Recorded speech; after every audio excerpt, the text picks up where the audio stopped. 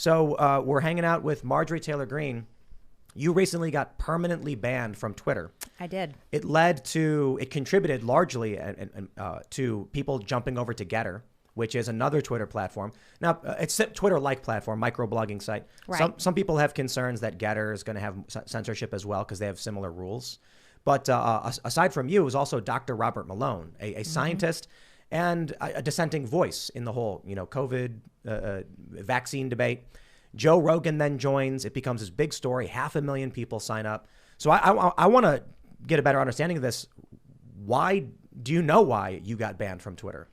Well, we'll go with the story. Okay, so here's what happened. I'm an elected member of Congress, which means the people elected me from my district. Over 700,000 people are in my district, and I'm there to represent their voice, their values, and what they want out of their representative in Congress.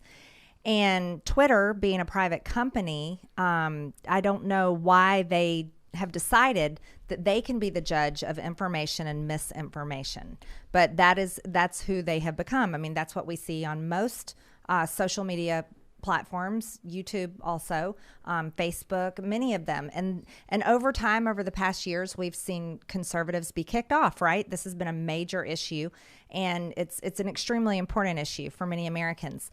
So on Twitter, this was my personal account. It's my campaign account. This is what I use to raise money. This is what I used part of my reelection. So it's very important for me. I have 2 Twitter pages. One of them is my congressional page. That's for my congressional office. It's an official site.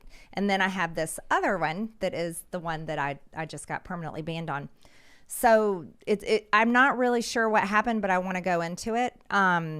I had posted on January 1st a really long Twitter thread. It was 20 tweets, I believe. And it was all about, I started it, it's 2022. And I framed it as, let's talk about before COVID and after COVID. And I said, it's like we have a new era that we've moved into. And so each tweet, I went through things saying before COVID, and I would give like what our reality was before COVID. Like, people didn't go to the doctor unless they were sick. I mean, that was what we used to do. As a mom, I've raised kids. I didn't take my kids to the doctor to get a strep test unless they really had symptoms like a fever, sore throat, and things like that. So I was saying before COVID, this is how we lived. And then after COVID, now we get tested all the time for COVID. And so I went through, every tweet had that.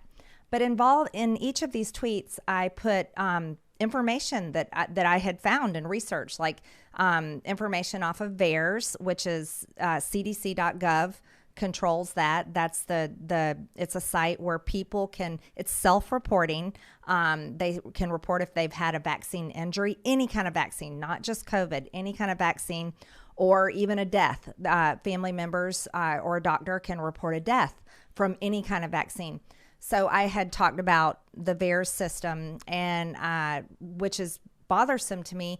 There's no investigation into the deaths that have been reported on VAERS. And as a member of Congress, I think it's extremely important. So I had this long tweet thread, but then the next day I tweeted a few more things. I had retweeted someone's tweet from a person that was celebrating and memorializing the terrorist Soleimani that was killed when President Trump was our president. This was a terrible terrorist that had attributed and caused the death of military members and the loss of limbs when they were over there, and it's awful. And this person was just celebrating him and his life and angry at President Trump. That's on Twitter, a lot of it. Oh, yeah. And I had retweeted that condemnation of how can this guy be on Twitter? Then I had seen a Fox News interview of one of my Republican colleagues, Dan Crenshaw. And as a member of Congress, we debate policy, right? We should debate policy. I would love to debate policy with all of my colleagues. And he was on an interview, and he was talking about FEMA. And he was saying President Joe Biden wants to do a lot of testing, and he was saying we should use FEMA to set up and do this COVID testing.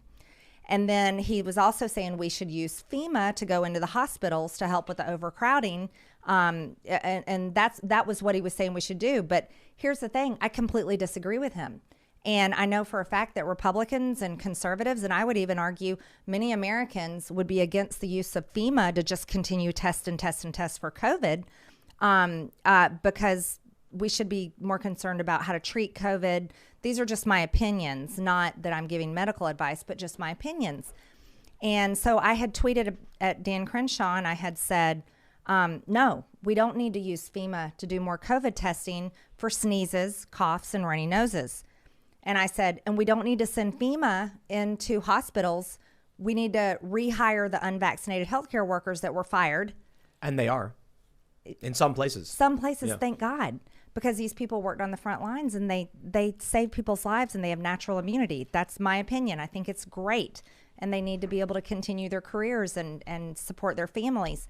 So that the Dan Crenshaw tweet was the last one you put out, and then they just knocked I had you off. one more. I had to pick at AOC a little bit because she was down in Miami enjoying free Florida mask. and martinis, and I was like, "Ooh, that's a cup full of hypocrisy."